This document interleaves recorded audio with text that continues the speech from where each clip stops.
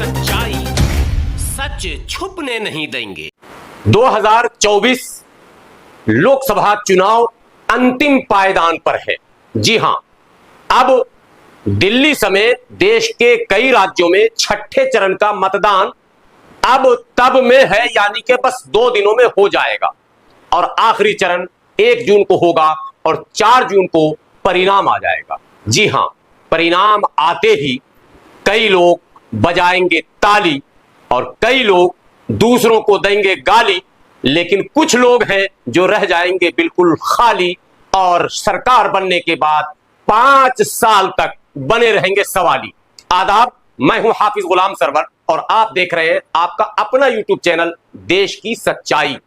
2024 चुनाव वैसे ही है जैसे 2019 का चुनाव था। जी हां, यूं समझ लीजिए जैसे 2014 का चुनाव था, और अगर तब भी नहीं समझ रहे तो यूं समझ लीजिए जैसे 2009 का और 2004 का। यानी कि यह आम चुनाव है जो पूरे देश में होता है और देश की सरकार को बनाने में इसमें मतदाताओं की बड़ी भूमिका होती है।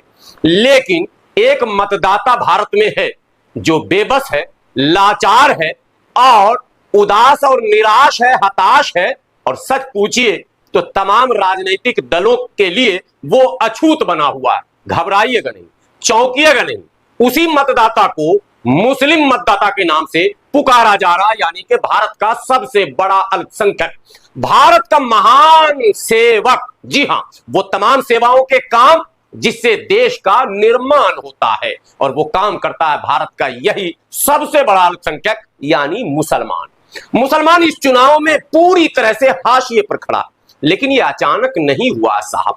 2-3 नाम, अगर ज्यादा नाम ले लूंगा तो वीडियो बहुत बड़ा हो जाएगा, शायद आप उसे झेल नहीं पाएंगे। मैं फिर एक स्टोरी बनाऊंगा जिसमें फिर तफसील से बताऊंगा कि मैं कहना क्या चाहता हूं। लेकिन अभी 2-3 नाम, 4 नाम आपके सामने रखूंगा उदाहरण के साथ, शायद आपके दिल में मेरी बात उतर जाए या आपके दिमाग की बत्ती जल जाए। पहले देखें आप स्क्रीन पर एक तस्वीर देखें। ये ऐमन रिजवी दिल्ली के ओखला में रहती है, सोशल एक्टिविस्ट है। और ऐमन रिजवी बटला हाउस इनकाउंटर से लेकर सीएनआरसी आंदोलन से लेकर किसान आंदोलन तक ही नहीं, बल्कि किसान आंदोलन के बाद इस दिल्ली की धरती पर होने वाले तमाम आंदोलनों में बढ़ चढ़कर हिस्सा लेती रही। लिखती भी है ऐमन रिजवी सोशल एक्टिविस्ट, वाकई सोशल एक्टिविस्ट। दूसरी तस्वीर देख ले, अभी कहानी बताऊंगा, आप वीडियो में बने रहे, मैं क्यों दिखा रहा हूं ये तस्वीर। दूसरी तस्वीर भी दिखा रहा हूं, महिला वर्सेस महिला। पूनम पंडित, देख ली तस्वीर आपने। पूनम पंडित को किसान आंदोलन से पहले भारत का कोई भी व्यक्ति नहीं जानता। अचानक किसान आंदोलन में नमूदार होती है और पगड़ी बांधकर बोलना शुरू करती है। बस इतना सा काफी है मामला।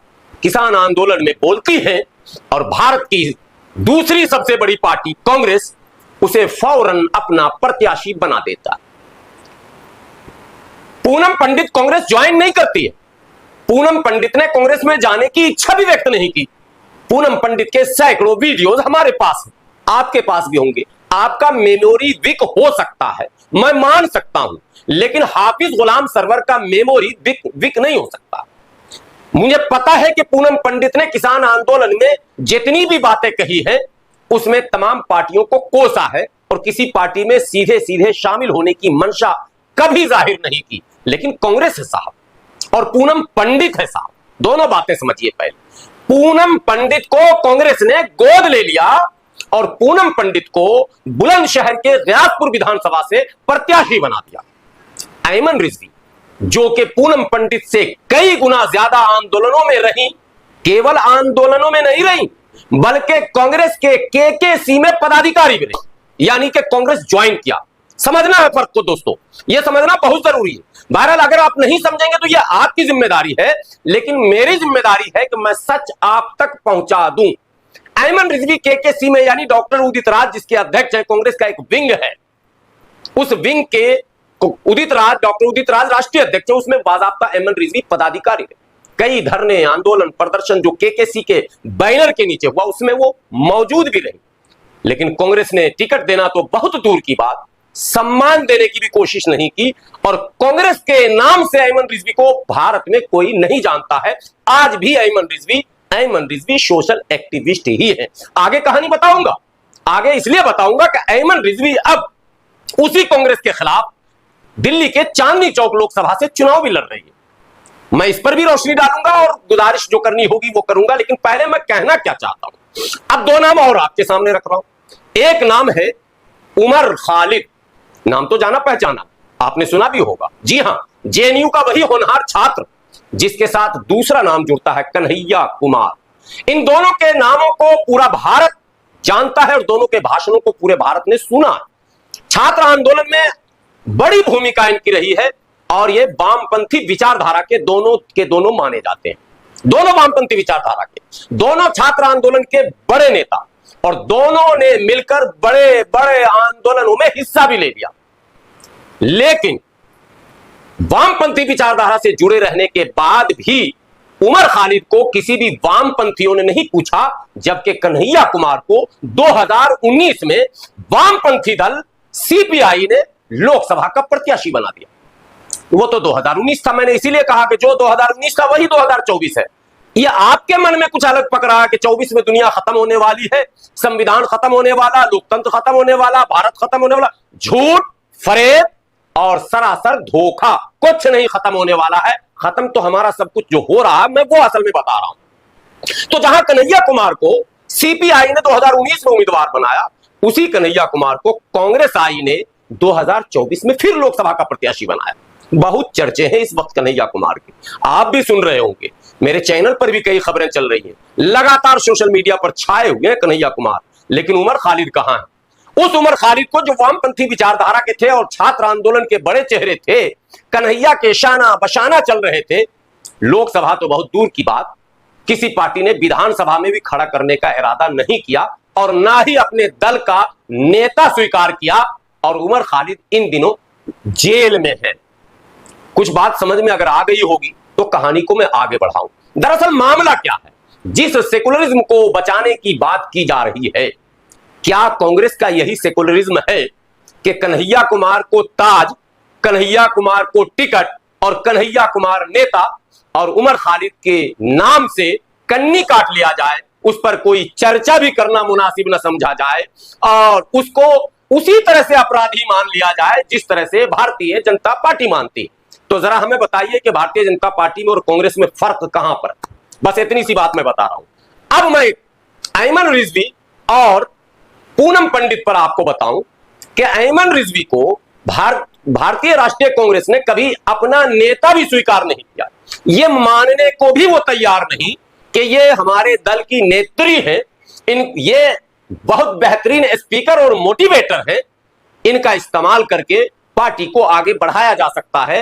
लोकसभा नहीं तो विधानसभा में, विधानसभा नहीं तो नगर निगम में काउंसलर का टिकट दे दिया जाए। और मैं कहता हूं टिकट कोई मायने नहीं रखता है, कम से कम पार्टी में रखकर सम्मान के साथ उसके प्रतिभा का इस्तेमाल तो कर लिया जाना चाहिए। लेकिन कांग्रेस ने इसकी जहमत नहीं की और कांग्रेस ने तय कर लिया कि ऐसे किसी भी सोशल एक्टिविस्ट को जिसके नाम के आगे रिजवी, हाशमी, अंसारी, मंसूरी, रायन इत्यादि तमाम जुड़े हुए हो नाम, या फिर मोहम्मद, अहमद, अब्दुल्ला, नूरुल्लाह, रहमतुल्लाह, बरकतुल्लाह जुड़ा हुआ हो, उससे कन्नी काट लेना और जिसके सिंग निकले हो उसको पार्टी में रख लेना।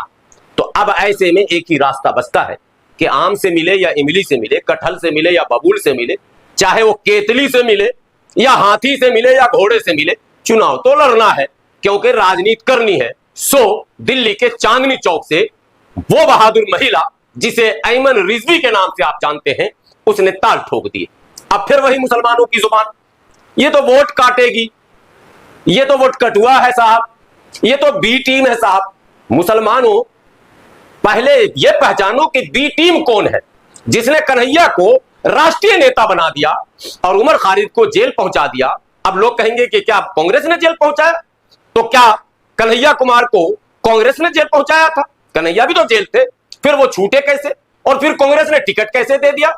क्या कन्हैया कुमार मतलब कांग्रेस के बहुत बड़े नेता थे क्या? 10-20 वर्षों का अनुभव था क्या? कांग्रेस में तो बहुत सारे नेता और भी हैं। ये एक माने मेंटलिटी है, मुसलमानों को बाज़ाब्ता हर एक और नाम, लेकिन मैं अभी लेना नहीं चाहता हूं। जो कन्हैया के शाना बशाना थी शाहिला रशीद, कांग्रेस ने उसे भी हाशिए पर डाल दिया। कांग्रेस के खिलाफ वो भी आज खड़ी है, तो कांग्रेस के खिलाफ अयमन रिजवी भी खड़ी है। इस वीडियो के बनाने का मकसद सिर्फ और सिर्फ मेरा यह है कि चांदनी चौक लोकसभा से जो अयमन रिजवी चुनाव लड़ रही है, जो आजाद समाज पार्टी से चुनाव लड़ रही है, कम से कम उन्हें बी टीम कहना, वोट कटुआ कहना आप छोड़ दें, वरना आने वाले दिनों में मुसलमान चुनाव लड़ने की हिम्मत भी नहीं कर पाएगा। मैं आजाद समाज पार्टी का पक्षधर और सदस्य नहीं हूं, पदाधिकारी नहीं, लेकिन एक निष्पक्ष पत्रकार होने के नाते और सोशल एक्टिविस्ट होने के नाते और मुस्लिम समाज का एक बेटा होने के नाते मेरा एक कर्तव्य बनता है कि अपने समाज को यह बताएं कि आपके आने वाली नस्लें अगर सियासत करना चाहती है तो सियासत को इसी अंदाज में करना होगा। जो पार्टी हमारे नाम से कन्नी काटेगी हम उस पार्टी को ही पहले पटखनी देंगे, भाजपा से बाद में निपटेंगे। आप लोग पहले ही बांह चढ़ा लेते हैं कि हम भाजपा से ही निपटेंगे, और ये तमाम सेकुलर पार्टियां आपसे ही निमट लेती हैं या आपको ही निमटा देती हैं। बहरहाल वीडियो कैसी लगी ये कमेंट बॉक्स में आप अपनी राय देंगे, ताकि मैं भी अपनी इस्लाह करूं, मैं भी अपने अंदर सुधार करूंगा और आगे फिर नई स्टोरी के साथ आपके सामने आ सकूंगा। इंतजार मुझे होगा आपके कमेंट का। एक गुजारिश, एक अपील, देश की सच्चाई चैनल को यूट्यूब पर अगर अब तक आपने सब्सक्राइब नहीं किया तो प्लीज प्लीज सब्सक्राइब जरूर कर लें, क्योंकि मैं सीधे सीधे और कुछ अपील नहीं करता हूं। सब्सक्राइब कर लेंगे, वीडियो बेहतर लगेगा तो शेयर कर देंगे, इससे संदेश भी दूर तक पहुंचेगा और साथ ही साथ हमारी मदद भी हो जाएगी। शुक्रिया, फिर मिलेंगे।